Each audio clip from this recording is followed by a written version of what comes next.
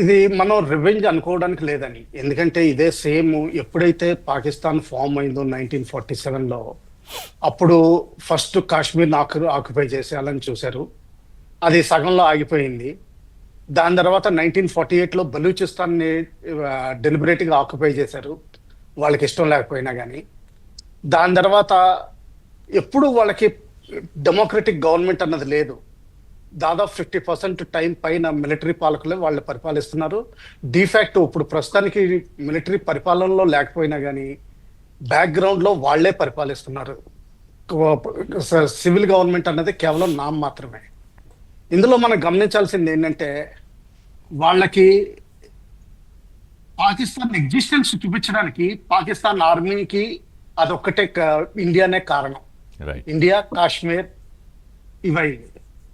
దీనితోటి ఒక లాస్ట్ 14 సంవత్సరాలు 10 సంవత్సరాల్లో తేడా ఏమొచ్చిందంటే, నరేంద్ర మోడీ గారు ఎప్పుడైతే ప్రధానమంత్రి అయ్యి మంచి డెసిషన్లు తీసుకోగలిగారో, ఆర్టికల్ 370 గురించి, 35A గురించి, అలాగే యూసీసీ గురించి, సిడబ్ల్యూఏ గురించి తీసుకోగదలుచుకున్నారో, వాళ్ళకు ఒక సైకలాజికల్ ఫ్రేమ్వర్క్ దొరికింది. ఏంటో ఆయన యాంటీ ఒక పర్టికులర్ కమ్యూనిటీ అన్నట్టుగాను ఆ విధంగా ఒక పెయింట్ చేయాలని సైకలాజికల్ వార్ఫేర్ చాలా రోజుల నుంచి మొదలుపెట్టారు.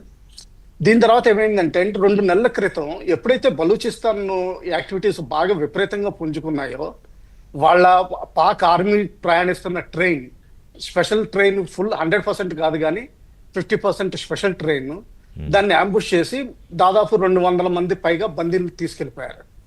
ఎప్పుడైతే అది జరిగిందో, పాకిస్తాన్ ఆర్మీ ఇమీడియట్లీ ఇండియాని బ్లేమ్ చేసింది.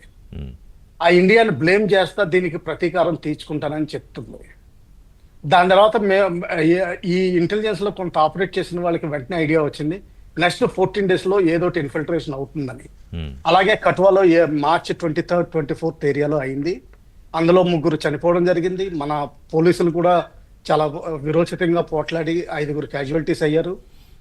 కానీ కొంతమంది అందులోంచి ఎస్కేప్ అయినట్టు మనం కన్ఫర్మ్ చేసుకోవచ్చు. అందులో ఒకళ్ళు కానీ ఇద్దరు కానీ పాకిస్తాన్ ఎస్ఎస్జి అంటే స్పెషల్ సర్వీసెస్ గ్రూప్, మనం పారా కమాండోస్ అంటాం, వాళ్ళు కూడా ఉన్నారు. వాళ్ళు ఎందుకంటే నిన్న టెర్రరిస్టుల ఫొటోస్ రిలీజ్ అయినప్పుడు వాళ్ళ ఫేషియల్ ఫీచర్స్, వాళ్ళ ఆ కన్విక్షన్ ఇన్ ద ఫేస్ చూడండి. వాళ్ళు రెగ్యులర్ అంటే ఒక సివిలియన్ దగ్గర నుంచి టెర్రరిస్ట్ అయిన వాళ్ళు కాదు. కొంతమంది ప్రాపర్లీ ట్రైన్డ్ అండ్ పాకిస్తాన్ మీరు అన్నట్టు నిత్యం బతకడానికి వాడుకునే యాంటీ ఇండియా నరేటివ్ అణువున ఎక్కించుకున్న వాళ్ళు. ఈ విధంగా పారా కమాండోస్ 2 ఉన్నారండి, కనీసం 2 ఉన్నారు.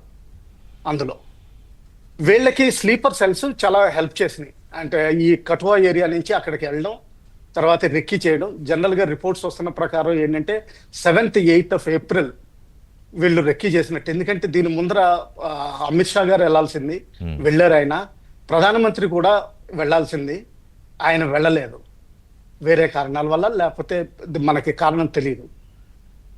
అది ఆ టైంలో అటాక్ చేయడానికి ప్లాన్ చేసినట్టు 2 గ్రూపుల కింద మనం ఆలోచించవచ్చు. ఒకటి పెహల్గాం సైడ్, అదే వ్యాలీ సైడ్ కింద, ఒకటేమో జమ్మూ సైడ్ ఉంది. ఈ జమ్మూ సైడ్ది నిన్న ఎన్కౌంటర్లో ఒక మన ముస్లిం సోల్జరే మా పారా కమాండోస్లో ఆయన వీరగతి పొందడం జరిగింది ఆ ఎన్కౌంటర్లో.